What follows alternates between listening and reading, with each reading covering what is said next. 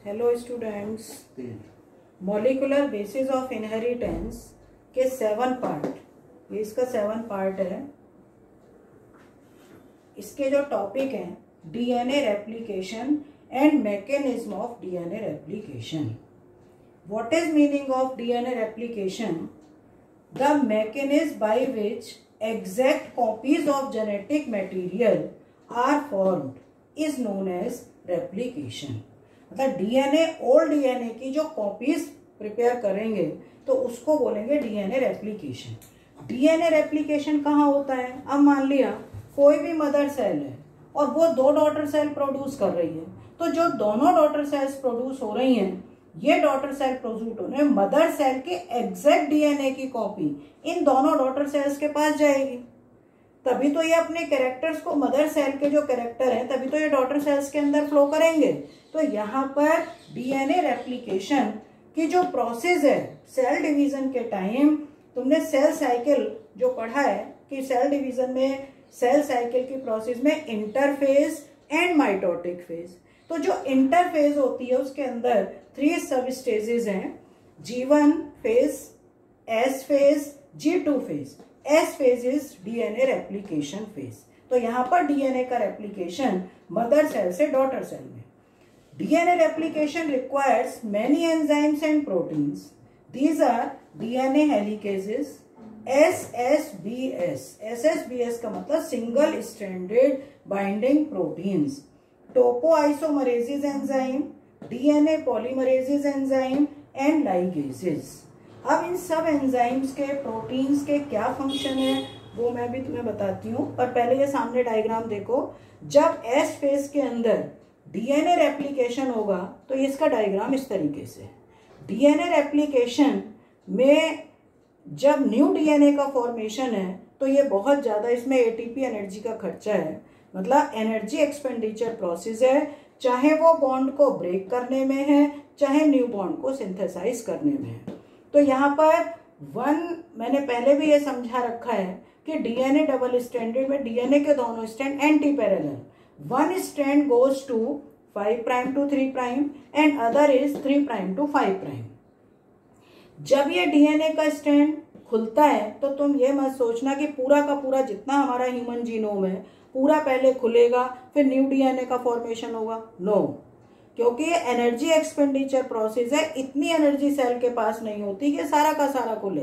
पहले थोड़ा थोड़ा खुलेगा, जितनी सेल के पास एनर्जी है थोड़ा खुलता है, और खुलने के बाद जहां पर ये पॉइंट फॉर्क बनती है उसको बोलते हैं रेप्लिकेशन फॉर्क। रेप्लिकेशन फॉर्क बनने में अब ये दोनों डीएनए के स्ट्रैंड अलग हो गए और इन पर न्यू डीएनए का फॉर्मेशन है। तो एक स्ट्रैंड जो ऑलरेडी पहले से ही 5 प्राइम से 3 प्राइम है तो इस पर तो बन गया न्यू स्ट्रैंड 5 प्राइम से 3 प्राइम, पर जो दूसरा 5 प्राइम ऑलरेडी, मतलब ऊपर से 3 प्राइम टू 5 प्राइम है और न्यू स्ट्रैंड ऑलवेज फॉर्म्ड। हमेशा ध्यान रखोगे, तुम्हें किसी भी कंडीशन में तुमसे पूछा जाए कि न्यू स्ट्रैंड किस डायरेक्शन में फॉर्म होगा, सोते हुए भी होंगे, सोते सोते भी जवाब दोगे 5 प्राइम टू 3 प्राइम, ये कभी नहीं भूलोगे। न्यू स्ट्रैंड का formation always 5 prime to 3 prime. तो ये किस तरीके से प्रोसेस होगी, क्या एंजाइम्स का रोल है वो अब देखो।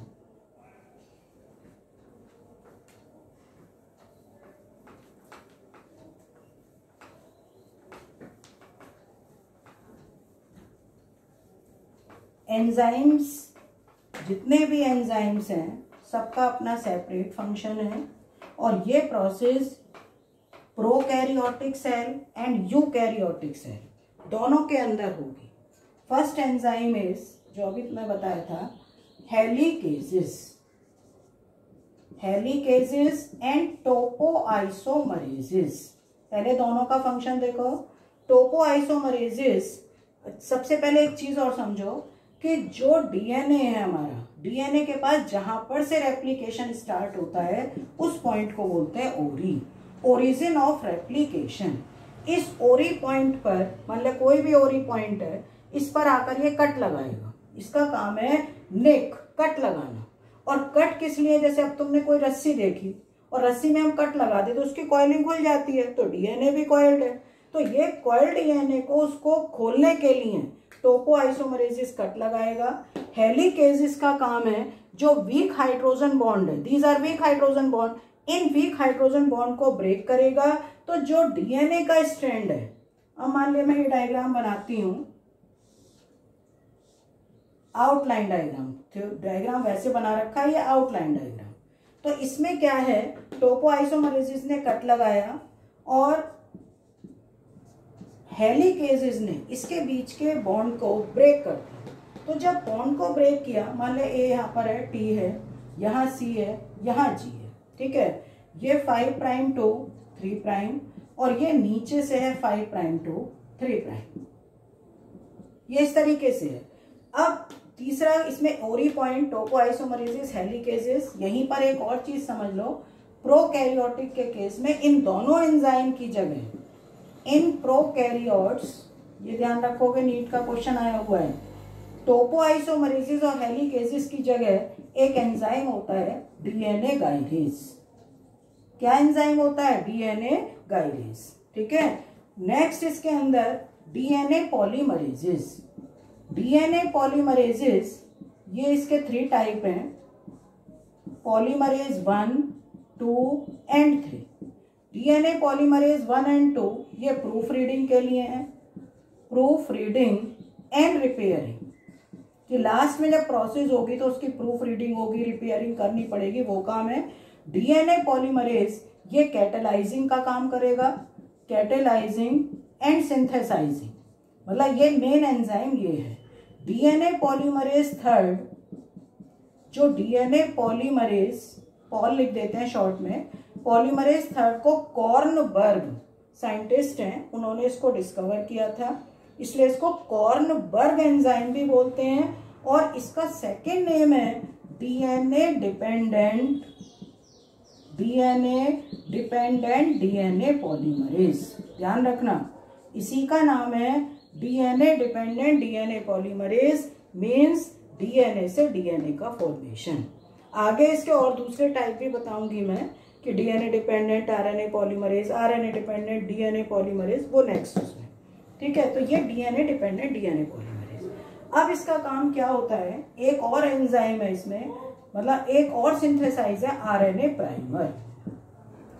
दोनों स्ट्रैंड जब ये खुलते हैं, बोथ एक्ट एज टेम्पलेट, ये भी टेम्पलेट की तरह वर्क करेगा, ये भी टेम्पलेट और ये भी टेम्पलेट, दोनों ये टेम्पलेट की तरह वर्क करेंगे।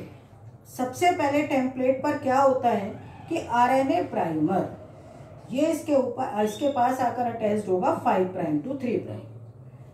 ये आरएनए प्राइमर का जो सिंथेसिस प्राइमेज एंजाइम और आरएनए पॉलीमरेज एंजाइम, प्राइमेज का ही दूसरा नाम होता है आरएनए पॉलीमरेज, वो आरएनए प्राइमर, क्योंकि मेन चीज होती है किसी चीज को अगर हमें बनाना होता है तो उसका बेस चाहिए, और बेस का काम करता है आरएनए प्राइमर, जो कि प्रूफ रीडिंग के बाद इसको हटा देंगे। तो इस डायरेक्शन में इधर भी, यहाँ ये 5 प्राइम टू 3 प्राइम, ये आरएनए प्राइमर अटैच्ड होगा। प्राइमर के ऊपर अभी मैंने बताया था कि यहाँ ए है और यहाँ सी है, तो ए का मतलब पूरा ए नहीं, सल्फर, यहाँ पर शुगर होगी, फॉस्फेट, मतलब पूरा nucleotide, adenosine monophosphate. Adenosine monophosphate से, अब ये जो मैकेनिज्म है इसको ध्यान से सुनोगे, एडिनोसिन मोनोफॉस्फेट यहाँ पर ऑलरेडी प्रेजेंट है। अब यहाँ पर क्या जुड़ेगा? थाइमिडीन मोनोफॉस्फेट, मतलब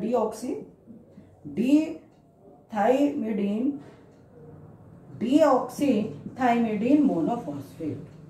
इस स्टेप को सब बच्चे बहुत ध्यान से सुनेंगे। सबसे पहले क्या होता है? Phosphorylation of deoxyribonucleotide. जैसे डीटीएमपी है, ये एटीपी से रिएक्शन करेगा और ये बनाएगा डीटीटीपी प्लस, मतलब यहाँ डीटीटीपी और प्लस इसका ये टीटीपी बन जाएगा, और जो भी थोड़ी बहुत एनर्जी होगी वो हो जाएगी, ठीक है। इसी तरीके से सेम ये टीएमपी है, अगर यहाँ डीसीएमपी होगा प्लस एटीपी से बाइंड करेगा तो क्या बनाएगा? डीसीटीपी। अगर यहाँ डीजीएमपी होगा प्लस एटीपी से करेगा, या फॉस्फोरिलेज एंजाइम की प्रेजेंस में है, ये बनाएगा डीजीटीपी। और सबसे लास्ट में क्या है? DAMP फॉस्फोरिलेशन हुआ, ये DATP। ये फॉस्फोरिलेशन क्यों होता है? क्योंकि यहां पर जब इन सबका डुअल फंक्शन है, इन सबका डुअल फंक्शन है। फॉस्फोरिलेशन के मतलब इसके अंदर एनर्जी स्टोर हो जानी, तो एनर्जी कहां से आएगी? अब मैंने तुम्हें बताया यहाँ पहले से AMP है, तो ये DTTP यहां जाएगा, यहां जाएगा DTTP। वहां अब उल्टी प्रोसेस होगी, ये फॉस्फेटेज एंजाइम की प्रेजेंस में ये DTMP में कन्वर्ट होगा, प्लस 2 फॉस्फेट रिलीज होंगे प्लस एनर्जी। तो बाइंड तो करेगा DTMP इसके साथ, और एनर्जी जो है DNA पॉलीमरेज थर्ड, उस एनर्जी की हेल्प से, ये जो एनर्जी रिलीज हुई उसकी एनर्जी की हेल्प से ये बॉन्डिंग करेगा। सोचो, मतलब इतनी तेज प्रोसेस है ये कि इश्चेरिचिया कोलाई, ई कोलाई का 4.6 × 10⁻⁶ बेस पेयर की जो कॉइलिंग है, कैटेलाइजिंग है, आइसोमराइजिंग है, वो 19 मिनट में पूरी हो रही है, इतने बेस पेयर की। तो इसका मतलब पर सेकंड का जो हिसाब होता है 2000 बेस पेयर पर सेकंड। बहुत ध्यान से इसको समझो, एक बार और मैं रिपीट कर रही हूं कि जब DNA पॉलीमरेज थर्ड ये आइसोमराइजिंग करेगा, तो आइसोमराइजिंग करने के लिए ये भी एनर्जी एक्सपेंडिचर प्रोसेस है, और उस एनर्जी एक्सपेंडिचर प्रोसेस के लिए डीऑक्सीराइबोन्यूक्लियोटाइड ये पहले फॉस्फोरिलेशन होगा, या फॉस्फोरिलेज एंजाइम की प्रेजेंस में ये DTTP, DCTP मतलब डीऑक्सीथाइमिडिन ट्राइफॉस्फेट, और ये सब बनेंगे। इसके जो भी इसके टेम्पलेट मतलब इसकी कॉपी होगी, तो एडेनिन से क्या बाइंड करता है? थाइमिन। तो यहाँ आएगा DTTP, ये DTTP आएगा, फॉस्फेटेज अब उल्टा हो गया, एंजाइम के प्रेजेंस में DTMP plus 2 phosphate plus energy. Energy की हेल्प लेगा DNA पॉलीमरेज थर्ड, और बाइंड किसको करेगा? DTMP को। इस तरीके से ये प्रोसेस लगातार होगी, और इतनी रैपिड प्रोसेस होती है कि ये DNA पॉलीमरेज थर्ड, यहाँ पर ये DNA, पुराना DNA खुलता चला जाएगा, ये कॉन्टिन्यूसली फॉर्म होता चला जाएगा। इसलिए जो टेम्पलेट 5' to 3', ऑलरेडी 3' स्ट्रैंड पर जो न्यू स्ट्रैंड बनता है उसको बोलते हैं लीडिंग स्ट्रैंड, और ये कॉन्टिन्यूसली बन रहा है तो इसका नाम है कॉन्टिन्यूस स्ट्रैंड। सेकेंड वाला जो होता है, मैं पहले से ही बता चुकी हूं कि इसमें क्या होता है कि 5 ऑलरेडी ये पहले से ही 5' है, तो जब न्यू स्ट्रैंड फॉर्म होगा तो पहले जितना ये ओपन हुआ था 5' to 3' ओपन हुआ, फिर नया बन के 5' to 3', ये इसके पास ओपन इसके साथ जुड़ेगा। तो जो ये स्ट्रैंड छोटे छोटे स्मॉल सेगमेंट है, इसको डिस्कवर किया था रिजी ओकाजाकी। ये जो सेगमेंट है इनको बोला जाता है ओकाजाकी सेगमेंट, ओकाजाकी सेगमेंट। और ओकाजाकी सेगमेंट को साइंटिस्ट ने डिस्कवर किया था रिजी ओकाजाकी, इसलिए इनको ओकाजाकी सेगमेंट बोलते हैं। और ओकाजाकी सेगमेंट को ज्वाइन करने का काम ये करता है DNA लाइगेज। तो DNA लाइगेज को ग्लू एंजाइम भी बोलते हैं। और ये स्ट्रैंड तुम देख रहे हो ऊपर से नीचे बनती है, क्योंकि नीचे तो फिक्स है, आगे तो जा नहीं सकती, जो नया बनेगा ऊपर ही आके जुड़ेगा, इसलिए इसको बोलते हैं लैगिंग स्ट्रैंड, ये लैगिंग स्ट्रैंड। और दूसरी चीज यहाँ पर तुम ये क्या देख रहे हो कि जब ये इस तरीके से चल रहा है लैगिंग स्ट्रैंड, तो ये डिसकॉन्टिन्यूस, कॉन्टिन्यूसली तो नहीं चल रहा, तो इसका नाम है डिसकॉन्टिन्यूस, डिसकॉन्टिन्यूस स्ट्रैंड। ठीक है, और ये सेमी कंजर्वेटिव हो गया, एक कॉन्टिन्यूसली एक डिसकॉन्टिन्यूसली। तो इस तरीके से ये न्यू स्ट्रैंड का फॉर्मेशन हुआ। ये सारा एंजाइम बेस्ड प्रोसेस है। ठीक है बच्चों, यहाँ पर जितने भी है पॉलीमरेज, अब तुम ये कहोगे कि पॉलीमरेज थर्ड का तो फंक्शन हमने बता दिया, पॉलीमरेज फर्स्ट एंड सेकंड का काम क्या होता है? तो पॉलीमरेज थर्ड का काम, अब ध्यान से सुनो, ये कॉन्टिन्यूसली चल रहा है, फिर ये वापस भी आएगा। इसके दोनों ही कैरेक्टर्स हैं, इसकी क्वालिटी है कि ये 3' से 5' भी जाएगा और 5' से 3' भी जाएगा, और तेजी से ये लौट कर आ रहा है चेक करता हुआ। पता चला क्योंकि इतनी रैपिड 2000 बेस पेयर पर सेकंड है, बाई चांस कहीं पर थाइमिन ऐड होना है और थाइमिन की जगह एडेनिन हो गया, तो ये यहाँ पर क्लिक करेगा, एकदम यहाँ पर क्लिक करने लगेगा और वो तुरंत डीएनए पॉलीमरेज 1 ये आएगा, इसको यहाँ से रिमूव करेगा और रिमूव करने के बाद मतलब जो भी इसको रिमूव करना है, थायमीन को रिमूव करके एडेनिन जोड़ना है, तो वो उसको लाएगा, पर जोड़ने का काम कौन करेगा? पॉलीमरेज 3।